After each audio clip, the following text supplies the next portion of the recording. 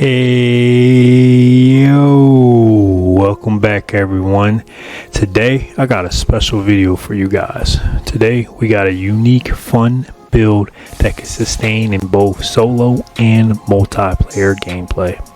With this build you'll have unlimited healing potential and mod generation. You have both DPS and tanking abilities, and overall it's a fun build to play. The build learning ceiling may be high at first, but after a couple of runs you should have it mastered. So with that being said, let's take a look at the build. So for the armor, for the headpiece we're going to use the Fey Royal head cover. For the chest piece we're going to use the Leto Mark II armor. For the leg armor we're going to use the Bruiser boots. And for the gloves we're going to use the Bruiser gloves. And for the relic we're going to use the Quilted Heart. On the Quilted Heart we're going to have the fragment pieces of the Mythic mod duration, Mythic skill cooldown, and Mythic skill duration. The Quilted Heart is one of the prime pieces of this overall build, because with the Quilted Heart you'll be able to pop the relic, and then with every evade that you do you're going to heal yourself, so thus not needing stamina to actually evade because you're utilizing your health because you have the Misty step equipped, which is why this is a vital piece to this actual build setup.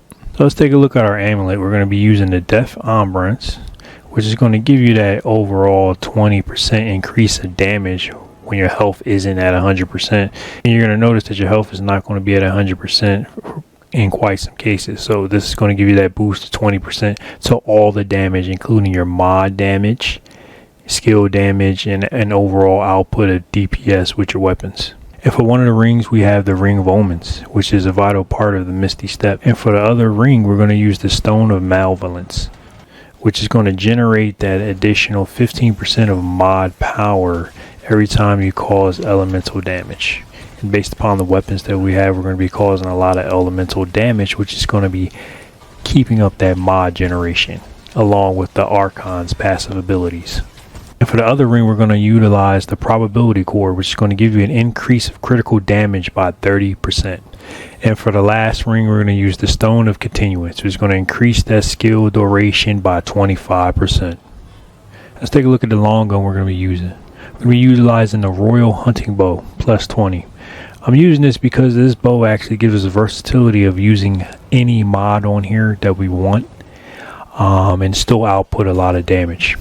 The damage is probably the lowest of the three bows, which you already know the other two popular bows, but yet you're going to be utilizing that additional crit hit on there and that additional 115% weak spot damage. So this is why we're going to be actually utilizing a Royal Hunting Bow in this build. And for your melee we're going to be utilizing a Nightshade, and this is just preference. I don't like to actually have a big bulky weapon item sitting on my back, so we're using a Nightshade, and plus that extra passive on there, Beyond the Veiled.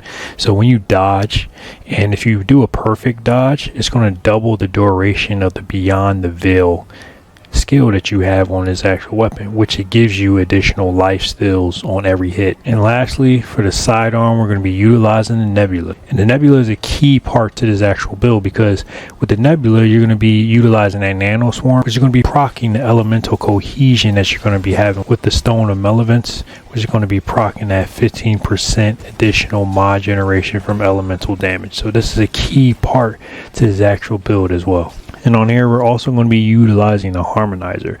I chose the Harmonizer because it's going to give you an increase of mod damage by 20%, and it's going to generate an additional 25% mod power to your stowed weapon, which is going to be your hunting bow, which is going to generate that other mod so that you can keep proccing that as well as you're proccing the Nebula's mod.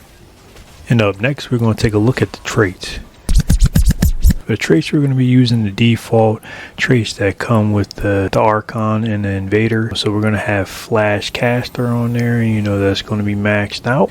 We're going to have Fortify, we're going to have Untouchable, we're going to have Vigor, we're going to have Spirit, we're going to have Expertise, we're going to have Barkskin, and we're going to have Fitness. We didn't max that out, but you don't really need to max that out, but Fitness is definitely going to increase your evade distance when you're doing your Misty step, and it looks so much cooler. And then we're going to have Triage for that additional healing effectiveness. Alright, so up next let's take a look at the actual skills that we're going to be using. On the Archon class, we're going to go ahead and use Reality Room. And for the second skill, we're going to use the Invaders Reboot. Now this is the key item to this actual builder, giving you unlimited heals and unlimited ammo and unlimited mod drop. That's pretty much it, guys. Straightforward. If you guys found this video helpful, then we greatly appreciate it. Remember to Shinobi slice that like button and subscribe for more Remnant 2 content. I'm Senpai Ru, and I'll catch you guys in the next one. Peace. They ask me about and supple. They say these plays I have, they just ain't cutting. They say good luck with managing your agony, handling the tragedy. These are my closest family. I told them.